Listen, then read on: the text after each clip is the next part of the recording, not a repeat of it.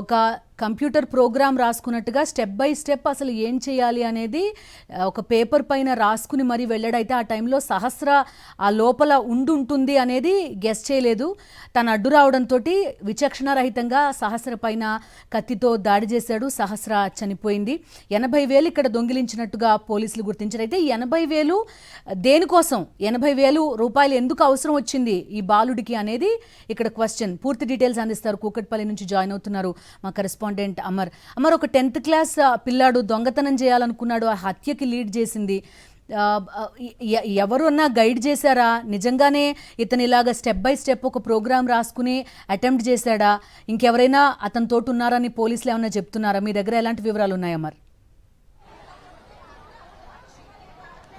ప్రస్తుతానికి అయితే 10వ తరగతి బాలుడే ఈ హత్యకు దారితీశాడనేది ప్రస్తుతం పోలీసులు వీటన్నిటి కూడా ఆధారాలు కూడా సేకరించారు.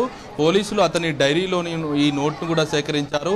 పబ్జీ గేమ్స్ ఆడుతూ ఇలా ఒక టార్గెటెడ్గా ఏదైతే హత్య ఎలా చేయాలి అంటే దొంగతనం ఎలా చేయాలనేది ఒక ప్లాన్ ప్రకారమే చేసుకున్నట్లుగా తెలుస్తుంది. ప్రస్తుతం మనం హత్య జరిగినటువంటి బాలిక సహస్రాన్ని ఉన్నాం. ఇప్పటికే బంధువులు కూడా జనాలు కూడా చాలా మంది చేస్తున్నారు. ఈ బాలిక హత్య కేసు సంబంధించి 5 రోజుల తర్వాత ఈ నిందితుడు బాలుని అదుపులో తీసుకోవడం ప్రస్తుతం చాలా మంది కూడా కన్నీరు మున్నీరుగా విలపిస్తున్న పరిస్థితి చూసినట్టు ఇదే బిల్డింగ్ ఏదైతే ఉందో ఈ బిల్డింగ్ లోనే బాలిక సహస్రాన్ని ఉన్నారు. ఫ్యామిలీ ఏదైతే పైన ఉన్నటువంటి ఆ పక్కనే ఉన్నటువంటి బిల్డింగ్ ఏదైతుందో పైన 4 అంతస్తుల బిల్డింగ్ ఏదైతుందో పైన 4 అంతస్తుల బిల్డింగ్ కి పైనుంచి దూకి ఆ తర్వాత బాలుడు ఏదైతే ఉన్నటువంటి పెంట్ హౌస్ కు చేరుకొని ఆ తర్వాత లోపల దొంగిలించినట్లుగా తెలుస్తుంది. అయితే 80,000 ప్రస్తుతం చోరీ చేసినట్టుగా తెలుస్తుంది. అయితే అతని లెటర్ కూడా ప్రస్తుతం కలకలం రేపుతుంది. ఆ లెటర్ కి సంబంధించి చూసుకుంటే first go home and take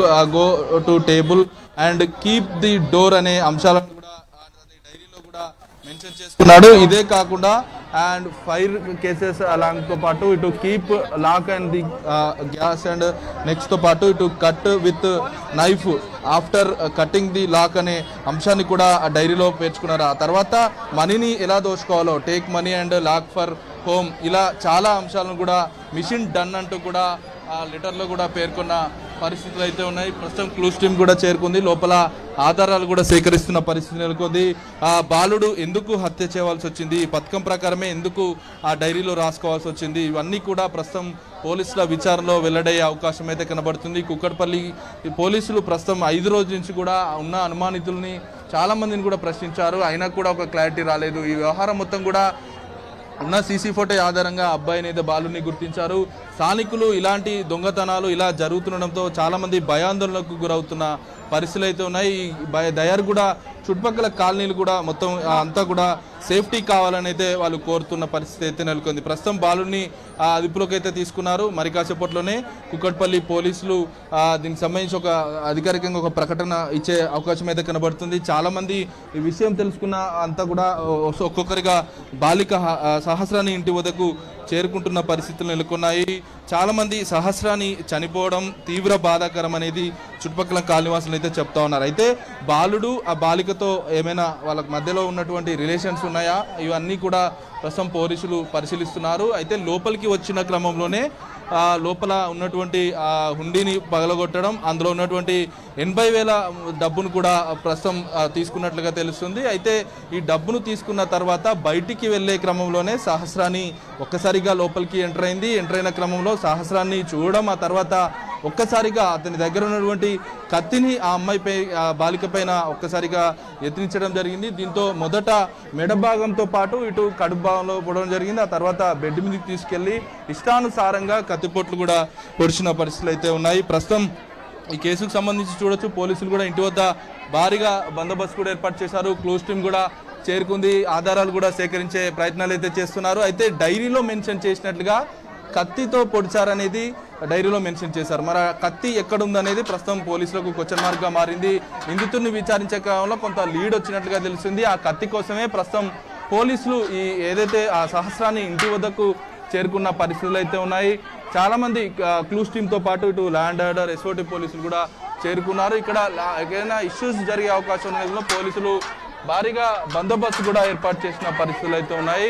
స్థానికులంతా కూడా తీవ్ర ఆవేదన వ్యక్తం చేస్తా ఉన్నారు. ఇలాంటి సేఫ్టీ లేని ఇల్లు కావడం, సేఫ్టీ లేకుండా ఉన్నదనేది స్థానికులు అయితే చెప్తా ఉన్నారు. అయితే కత్తి ఎక్కడ దాచిపెట్టారనేది ప్రస్తుతం క్లూస్ టీమ్ దానికి సంబంధించి వెతుకులాట చేపడుతుంది. వాటన్ని కూడా పరిశీలిస్తూ ఉంది.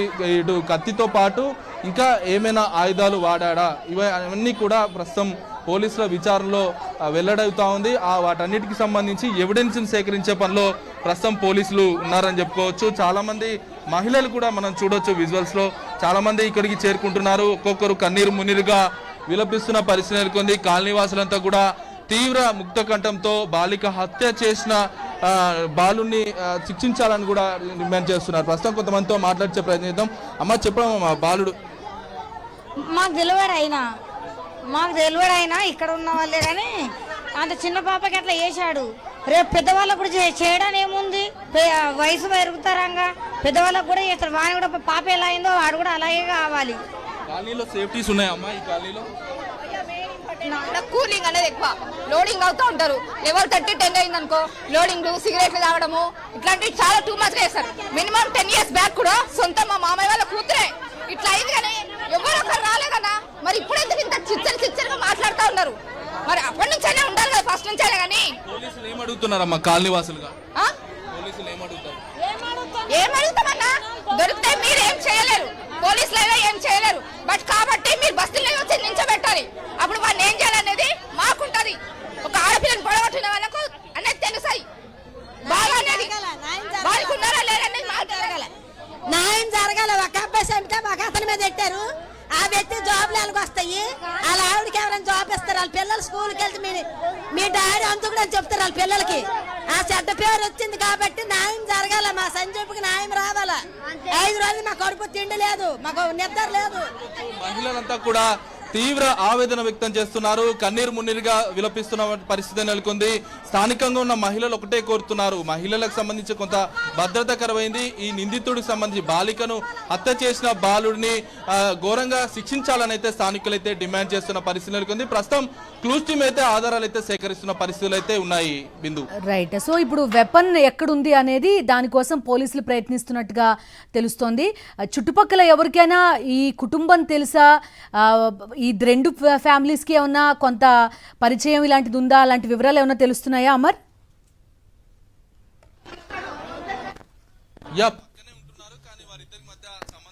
చెప్తున్నారు.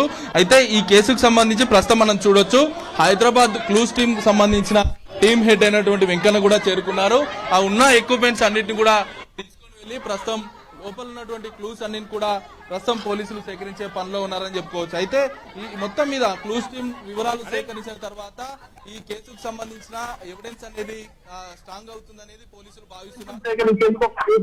తీసుకొచ్చారు. అందులో ఉన్న ఎక్విప్మెంట్ ద్వారా ఉన్నటువంటి ఎవిడెన్స్ అన్నింటినీ కూడా కలెక్ట్ చేసే ప్రయత్నించారు. మరోసారి ఏదైతే ఉన్నటువంటి హత్య జరిగినటువంటి రూమ్ ఉందో ఆ రూమ్ మొత్తం కూడా మరోసారి కేసు టీం కూడా స్క్రీనింగ్ చేసే అవకాశం అయితే కనబడుతుంది. ప్రస్తుతం పోలీసులు కూడా భారీగా చేరుతున్నారు. మహిళలు కూడా ఇక్కడ తీవ్ర ఆందోళన వ్యక్తం చేస్తా ఉన్నారు. బాలిక హత్య తీవ్ర బాధాకరంగా ఉందని అయితే మహిళలంతా కూడా ఇక్కడ ఆందోళన చేస్తున్న పరిస్థితులు అయితే ఉన్నాయి. కేసు టీం అయితే వివరాలు సేకరించిన తర్వాత స్ట్రాంగ్ ఎవిడెన్స్ కోసం అయితే పోలీసులు మొత్తం ప్రయత్నాలు చేస్తున్నారు.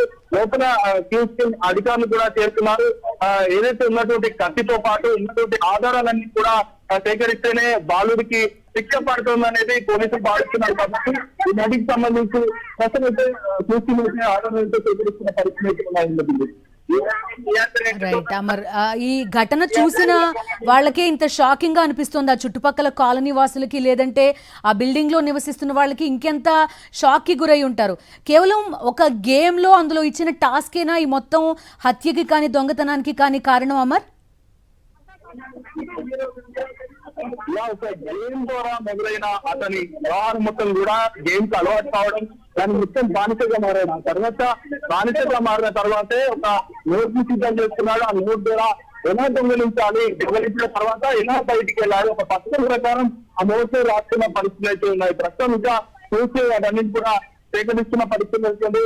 మొత్తం ఎవిడెన్స్ మీద ఆధారపడింది కాబట్టి ప్రస్తుతం ఐపీఎస్ తీసుకుని విచారిస్తున్న పరిస్థితులు అయితే ఉన్నాయి. ఈ 2 బిల్డింగ్లు కూడా పక్క పక్కనే ఉండడంతో ఈ రెండు కిల్లింగ్లకు సంబంధించి ఎవిడెన్స్ సేకరించడానికి అయితే ప్రస్తుతం పోలీసులు అయితే ఇక్కడికి చేరుకున్న పరిస్థితులు ఉన్నాయి. క్లూస్ ఆధారాలు సేకరించిన తర్వాతే వ్యవహారం అంతా కూడా స్ట్రాంగ్ ఎవిడెన్స్ గా పోలీసులు ఈ కేసును బలపరిచే అవకాశం అయితే కనబడుతుంది. అయితే మనం చూసుకున్న బిల్డింగ్ ఏదైతే ఉందో ఈ రెండు బిల్డింగ్లు పక్క పక్కన ఉండడం, ఆ తర్వాత ఆ బిల్డింగ్ నుంచి ఆ ఉన్నటువంటి విండో నుంచి నేరుగా పెంట్ హౌస్ పైకి బాలుడు చేరుకోవడం, ఆ తర్వాత ఉన్నటువంటి సలాకను పట్టుకొని దిగి ఆ తర్వాత భూమిలోకి ఉన్నటువంటి ఏదైతే డబ్బుల కోసం అన్ని కూడా వెతికినట్టుగా తెలిసింది. వెతికిన తర్వాతే ఆ 80,000 రూపాయల డబ్బులు ఉన్నటువంటి బెండితో పాటు కొన్ని చోట్ల చూపిస్తున్నట్టుగా తెలుస్తుంది.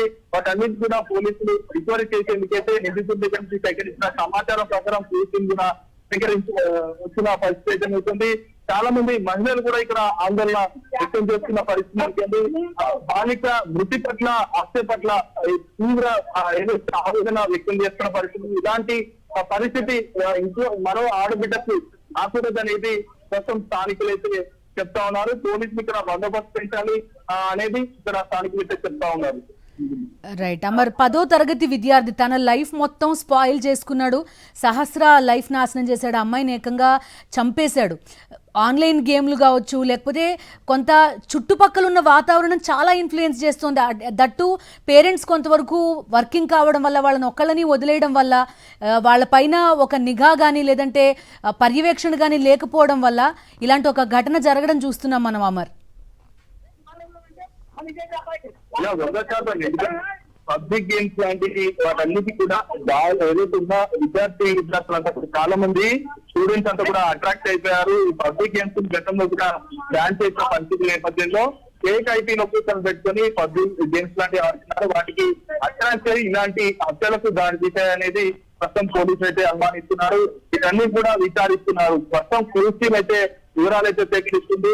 ఈ ఉన్నటువంటి ఆ తల్లిదండ్రులు ఎవరైతే ఉన్నారో బాలుడి తల్లిదండ్రులు కూడా పోలీసులు అదుపులోకి తీసుకున్నట్టు తెలుస్తుంది. 2.5 గంటల పాటు బాలుని ఇక్కడికి పోలీసులు రావడం, ఆ తర్వాత అతన్ని ఇక్కడి నుంచి లిఫ్ట్ చేయడం జరిగింది. లిఫ్ట్ చేసిన తర్వాత నేరుగా కుక్కపల్లి పోలీస్ స్టేషన్ తీసుకెళ్లారు. అక్కడి నుంచి మళ్ళీ బాలనగర్ నుంచి డీసీపీ కూడా తీసుకెళ్లారు. అక్కడ తీసుకెళ్లి విషయంలో విచారించారు. సున్నితంగా విచారించిన క్రమంలో ఆ పోలీసులకు ఎలాంటి సమాధానం దాటవేస్తూ బాలుడు చెప్పినట్టుగా తెలుస్తుంది. అయితే ఈ కేసుకు సంబంధించి చాలా ప్రశ్నలు సంధించగా ఆ బాలుడు సమాధానం చెప్పలేకపోయారు. దీంతో అనుమానాలు సాగుతాయి. దీంతో తనిఖీ చేయగా ఈ డైరీ బయటపడింది. ఈ డైరీలో ఉన్నటువంటి పూర్తి చూస్తే అసలు వ్యవహారం అయితే బయటపడింది. ఈ నోట్స్ కారణంగానే అంటే ఈ బాలుడే హత్య చేశారనేది ఒక నిర్ధారణకు వచ్చారు. ప్రస్తుతం ఎవిడెన్స్ అయితే ప్రాథమికంగా కలెక్ట్ చేయడానికి కోసం ప్రస్తుతం పోలీసులు అయితే దర్యాప్తు చేస్తా ఉన్నారు. కేసులు కూడా చేరుకున్న పరిస్థితులు అవుతున్నాయి. కేసు ఎవిడెన్స్ సేకరించిన తర్వాత ఈ కేసులో బలంగా ఏదైతే ఉన్నటువంటి బాలుడికి నిందితుడు అయినటువంటి బాలుడికి శిక్ష పడే విధంగా పోలీసులు చర్యలు తీసుకునే అవకాశాలు అయితే కనబడుతున్నాయి. కాంక్షంగా మహిళలు కూడా ఇక్కడ పెద్ద ఎత్తున ఇక్కడ తీసుకొచ్చి ఆందోళన వ్యక్తం చేస్తా ఉన్నారు. రైట్ అమర్, ఒక నిమిషం లైవ్ లో ఉండండి. మనం చూస్తున్నాం కూకట్పల్లి సహస్ర నివాసం దగ్గర పరిణామాలు. సహస్ర నివాసం ఉన్న బిల్డింగ్ చూస్తున్నాం. ఆ పక్క బిల్డింగ్ లోనే ఈ 10వ తరగతి విద్యార్థి ఉంటున్నాడు. ఇంట్లో దొంగతనం చేయాలి సహస్ర ఇంట్లో అని భావించాడు. గోడ దూకి పక్క బిల్డింగ్లోకి ప్రవేశించాడు. మనం చూస్తున్నాం సహస్రాని హత్య చేసిన హంతకుడిని పోలీసులు వెహికల్ పైన తీసుకెళ్తున్న విజువల్ కూడా మనకి కనిపిస్తోంది. క్లూస్ టీమ్ ప్రస్తుతం సహస్ర నివాసంతో పాటు ఎవరైతే హంతకుడున్నాడో అక్కడ ఆ నివాసం దగ్గర కూడా క్లూస్ సేకరించే పనిలో ఉన్నారు. ప్రస్తుతం సహస్ర మీద దాడి చేసిన వెపన్, ఆ ఆయుధం స్వాధీనం చేసుకోవాల్సింది. దాన్ని ఎక్కడ దాచిపెట్టారు పోలీసులకి తెలియాల్సింది. అదేవిధంగా హంతకుడు రాసుకున్న ప్లాన్ కూడా మనం చూస్తున్నాం. ఎలా దీన్ని ఇంప్లిమెంట్ చేయాలి, స్టెప్ బై స్టెప్ ఏ విధంగా దొంగతనం చేయాలి అన్నది రాసుకోవడం లెటర్లో కనిపిస్తోంది. మన చుట్టూ ఎంత దారుణమైన పరిస్థితులు ఉన్నాయి, స్టూడెంట్స్ చెడిపోవడానికి కావాల్సిన అన్ని అవకాశాలు చుట్టుపక్కల ఉన్నాయనేది సహస్ర హత్య అనేది మనకి నిరూపిస్తోందో. లేదంటే ఒక 10వ తరగతి విద్యార్థి హత్య చేశాడంటే ఎంత దారుణమైన స్థితిలో ప్రస్తుతం సొసైటీ ఉంది అనేది కూడా మనం అర్థం చేసుకోవచ్చు. ఒక ఆన్లైన్ గేమ్కి బానిసై డబ్బులు దొంగిలించాలనుకున్నాడు, అది హత్యకి దారితీసింది. సహస్ర ప్రాణాలు కోల్పోయింది. 2 కుటుంబాల్లో తీవ్ర విషాదం నెలకొంది. అటు సహస్ర సహస్ర తల్లిదండ్రులు సహస్రని కోల్పోతే హంతకుడు కేవలం 10వ తరగతి మాత్రమే చదువుతున్న ఒక స్టూడెంట్ ముక్కుపచ్చలారని పిల్లలిద్దరూ కూడా ఒక లైఫ్ని 2 లైఫ్లు కోల్పోయినట్టు కుటుంబాల్లో ఆ విషాదం మనం క్లియర్ కట్గా చూడొచ్చు. ప్రస్తుతం పోలీస్ ఇన్వెస్టిగేషన్ అయితే కొనసాగుతోంది. అసలు ఏం జరిగింది, వాళ్ళ ఫ్యామిలీస్ వాతావరణం ఏంటి, ఏ విధంగా ఇది హత్యకి లీడ్ చేసింది, ఇలాంటి డీటెయిల్స్ అన్ని కూడా కూకట్పల్లి పోలీసులు వెల్లడించే అవకాశం ఉంది. కిందనే ఆడుకుంటారండి పిల్లలు, నార్మల్గానే ఉంటారు పిల్లలందరూ ఇక్కడ ఆడుకుంటారు కాబట్టి వాళ్ళు పిల్లలు చిన్నపిల్లలు ఎట్లుంటారంటే అట్లనే ఉంటారు. పక్కన అంటే వస్తారు ఆడుకుంటారు, కింద ఒక్కొక్కసారి పైకి కూడా మా పైకి వస్తే నేను బెదిరించానండి, మీరు వెళ్ళొద్దు పైకి అని తిట్టాను నా పిల్లని. నార్మల్గానే ఉండేవాళ్ళ, అంత ఏం లేకపోతే వస్తే వస్తారు పిల్లలతో ఆడుకుంటారు కదా అండి, అట్లనే వెళ్తుంటే బెదిరించేదాన్ని నేను, ఎవరు వెళ్ళొద్దండి పైకి అని బెదిరించాలి. ఎవరినైనా ఆ పిల్లగానే అనే కాదు ఎవరినైనా బెదిరించేదాన్ని. అంటే తను ఒకసారి మా ఇంట్లోకి వచ్చినందుకే అన్నాను, నువ్వు పైకి రావద్దు నాన్న, కిందనే ఆడుకోవాలి, కింద అందరూ ఉన్నారు కదా వాళ్ళతో ఆడుకోవాలి, పైకి రావద్దు అని చెప్పేదాన్ని. వాళ్ళు ఇక్కడే ఈ గల్లీలోనే ఎక్కువ ఆడతారు, ఇక్కడ ఆడుకుంటే పిల్లలందరూ బ్యాట్ బాల్ ఆడుతూ ఉంటారు, ఇక్కడే ఉంటాడు ఆ పిల్లోడు.